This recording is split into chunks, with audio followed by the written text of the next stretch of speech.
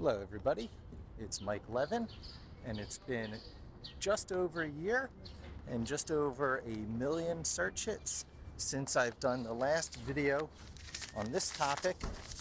This is the new Raspberry Pi Model B+, and this time, in addition to just a raw unboxing video, I'm going to be turning it into a web server to serve a new site, miclevin.com, that is going to be tied in with my Levinix distro of Linux and with the free and open source suite of SEO tools for my new business as a SEO consultant. And I'm on my way to my new office, and for the most part I'm just going to be editing this stuff back to back, very raw, minimal editing. And as you probably have guessed by this time, I am doing this video on my Google Glass, and here's the box. It's nicer. I got it from Element 14 just yesterday, and it's nicer than just the plain white box that it came in last year. For those who don't know, this is the first hardware revision of the Raspberry Pi by the Raspberry Pi Foundation. And it's not really a major revision. I asked Eben at the Maker Faire last year how long they were going to keep the hardware the same in order to recapture that whole,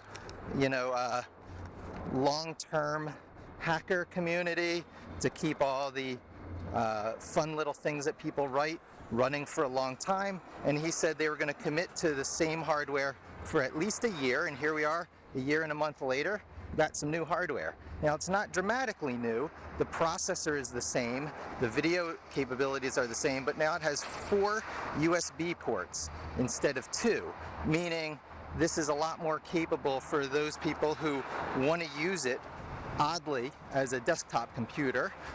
One of the biggest trends on my video that grew to 1 million views over the past year was people who pretty much figure this is a 1 laptop per child alternative, which it is not. There are plenty of other choices if you want a cheap laptop or desktop computer. This is more for the Arduino maker crowd who wish to do fun and interesting projects using a full-fledged computer as a mere component. There's some good sunlight. So we take a good look at the board here. It looks much the same. One of the new things is that it uses a, I believe they call it a micro SD card instead of the larger ones. And I've got mine here already with its adapter piece so that I can prepare a boot drive today. And interestingly, I will not be connecting a monitor to deal with one of the other big complaints people have had. This port right here is a HDMI, somewhere on here. No, maybe not anymore, but there used to be an RCA jack for old-fashioned televisions, which kind of made it awkward. And it looks like that's gone, or you have to use some sort of adapter now for that. But I will be setting this up as what they call a headless or a webhead server to serve a website that I will be hosting from out of this Manhattan storage building. No, my office is not a public storage facility. It is actually a tiny little office part of Edison Properties next to the Cooney in the Heights. Here we have some digital signage in my building, which is really funny and ironic because this is exactly the way I got started in the industry, working for Scala Multimedia as it repurposed itself into Scala Digital Signage. And I had to essentially reach out to all the potential customers around the world for something that they didn't know what to call. And by successfully doing that and writing a whole suite of software to publish a website, to take web orders, to control manufacturing of the shipped product, the whole shebang, everything but the accounting system, I was able to get and keep customers for Scala Multimedia and help grow it into a multi-million-dollar business. And so here we are on the 6th floor. Got a tiny little office around the corner here My Verizon Fios was just put in on Tuesday. Today is Thursday, so this is only my second full day with Fios. And I have to say, I'm quite pleased. Even with a Wi-Fi on my little laptop, I'm getting maximum speeds, more than I'm paying for. I think 50 megabyte per second, and I think that's the rating they use, but I'm getting that over my Wi-Fi. Here is the Fios box, which inside has just this piece here, a backup battery, and then it runs over to my Wi-Fi router, which I'll turn around because they print the password on it. Let's do it straight on. This is my little Verizon Wi-Fi router. Still got to change that password. And it's really interesting. This is the fiber drop from the little conduit up there. And I've got real fiber. They say direct to the door. It's better than direct to the door. It's direct in my office. So this location will be just about as good as a colo facility for hosting a website. I'm paying for lower cost bandwidth at first as a small business, but as time goes on, I can open that up as large as I like. And on the back of the router, I'll be plugging this in. I won't waste too much time talking about it. I'll just show you. And hosting website out of here. I paid for a static IP. This is my Raspberry Pi from last year, and my now notoriously flaky 2 gigabyte card that made the first boot up experience less than ideal. And comparing the old hardware to the new, the form factor is exactly the same, and they've generally cleaned it up. It's going to go in boxes, protection cases, much more cleanly. And I'm hoping that the hardware is sufficiently unchanged so that the special boot disks that have been getting built by people doing interesting endeavors will work on the new B+ hardware. And I will be doing a YouTube video within a video because I searched for the best way to get a web server running headlessly instantly without needing a monitor. And this is what I found. These days, knowing how to code is like having a superpower. You can make almost anything you can dream of. But there still isn't a simple place for new coders to get started building cool, real stuff for the web. Maybe you've heard about Raspberry Pi. It's a little machine that helps teach kids how computers work. We got to thinking, Raspberry Pi could be great for teaching how the web works too. So we built something for Raspberry Pi called Coder.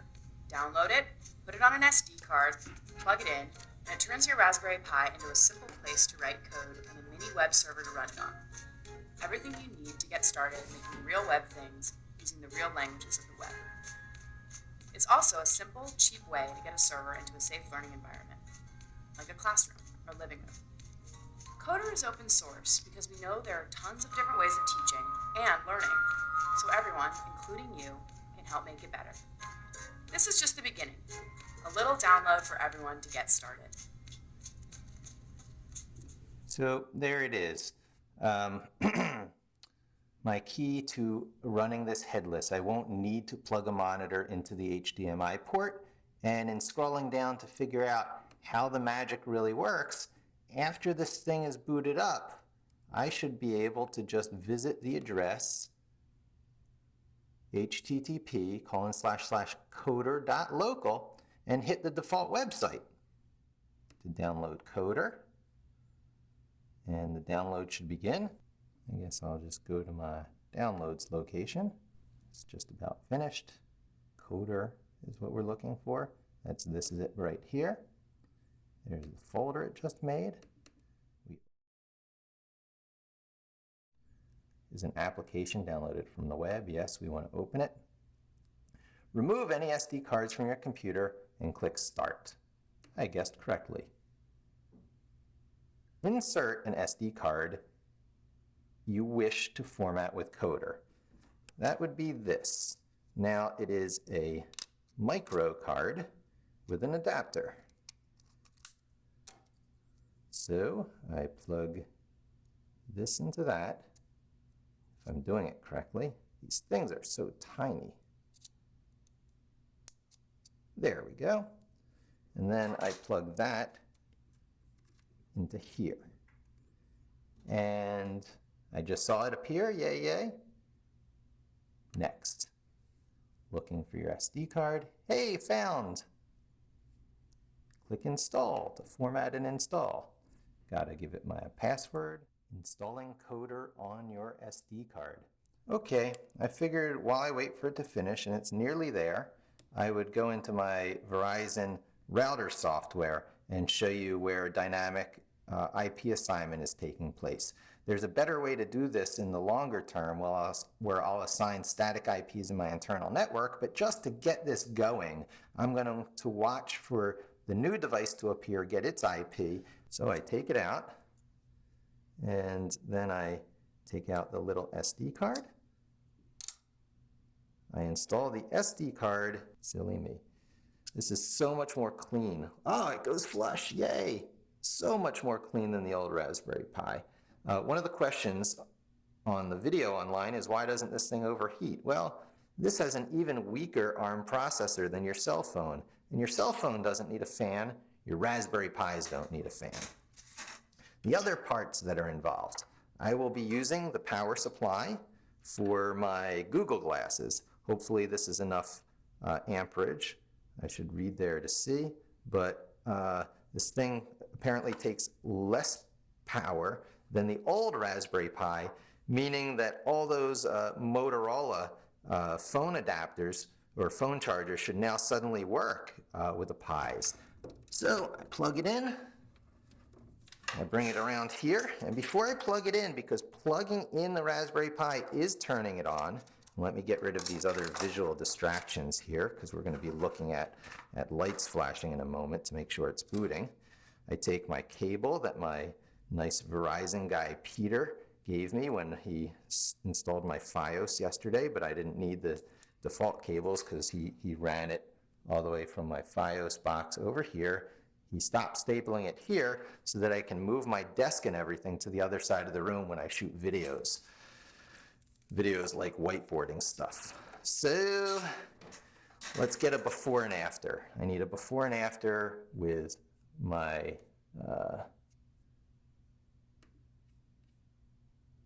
Verizon. Let me make sure that this is still logged in. Yay, it is. So IP .2, .3, .4, and .6 are taken.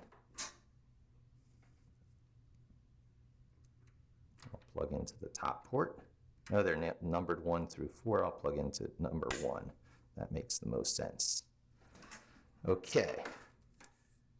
Now I plug that into here. Okay. And the moment of truth. There's so little to connect on this thing. 2 cables for a headless server and no special software work like DD or customizing Raspbian or any of that stuff because Pi has been out for so long. So let's do it. And there's the LEDs. We're going to be looking for the kinds of flashing that you would expect from a booting computer. And we will know it's not really ready until it's flashed enough that a system will have started. Yeah, it's doing exactly. I wonder how close I can get with Google Glass. I had a focus issue on the last video that I took a lot of heat on, so I don't want to repeat that. Okay, not a lot to watch there. We want to go over here to the site that they told us we were going to need to look at.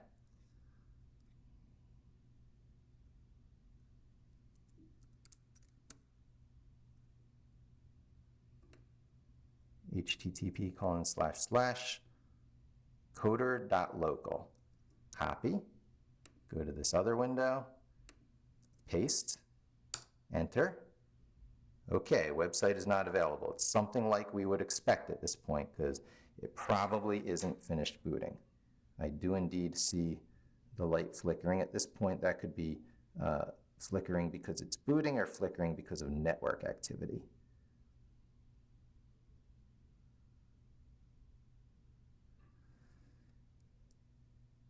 Refresh. Hey, the site security certificate is not trusted. It hit a web server. Proceed anyway. Yeah, Coder. This is on coder.local. So this is on my local network. I'm not sure if you can see that too well, but this is a web server being served off of the Raspberry Pi in my internal network. Now, to see if this is accessible from the outside, I go to my phone, which right now is on the Wi-Fi, but we want to get it off of the Wi-Fi. Boom. So it should use my AT&T LTE connection. And then I go into Chrome. I hit New Tab, and I visit miklevin.com, which I had updated the DNS for to point to this IP yesterday. Oh, it won't get in just yet, but this will be a good before and after. There is the same. The web page is not available, okay? Now the last step is IP table routing, which is accomplished once again through my Verizon software. I do a refresh, 1, 2, 3, 4, 5 devices instead of 4. 2, 3, 4, 5. I believe we have a Raspberry Pi on 5. And we can check that by picking up that internal IP. So that coder.local is the same as my internal network, 192.168.1.5. And there's the same website there. So we know to go into the Verizon software. Instead of the main screen, we go to My Network. We go to the .5 entry. And then there's some options here. One of them is, so it goes access shared files, website blocking, block internet services, port forwarding. Bingo, port forwarding. IP address forward or select from menu, application to forward. We want to forward HTTP, and any from port 80 is going to hit this machine now. And we want to, let's see, apply to rules. .6, okay. Add. Error. Please select the IP you want to forward. So it wasn't automatically for the IP that I selected. I have to actually select that here, and it's going to forward all HTTP traffic. Okay, we got one. And now another one needs to be the HTTPS, because I believe I saw the S protocol come up. So I will add that as well. And here are the two entries. All traffic from TCP protocol on port 80 gets forwarded to the 0.5, and all S traffic, which of TCP protocol to port 443, which is secure, gets forwarded to the .5 site. We go to my phone. I do a refresh. Oh, that's a bit anticlimactic. We'll be right back. Okay, on the off chance it's a DNS problem, I'm typing in the direct static IP 100.2.245.11. Go. Voila! This is a website being served from Raspberry Pi, this right here, going out over the Verizon Fios, up probably through a satellite, down through the AT&T network to the local cell tower, to my phone. Proceed anyway. Yep, there it is. Protect your coder. Set a password. By the time you read this, I'll have the password set. I'll probably be on a completely different web server. I need to fix my DNS, but that is besides the point. My static IP is being resolved out on the internet. I am, quote, home or home office or small office hosting a website, and this will be a permanent, ongoing thing when you visit miklevin.com from here forward as soon as I fix my DNS issue. Thanks for joining me, and as usual, please subscribe this is the start of something big, I believe.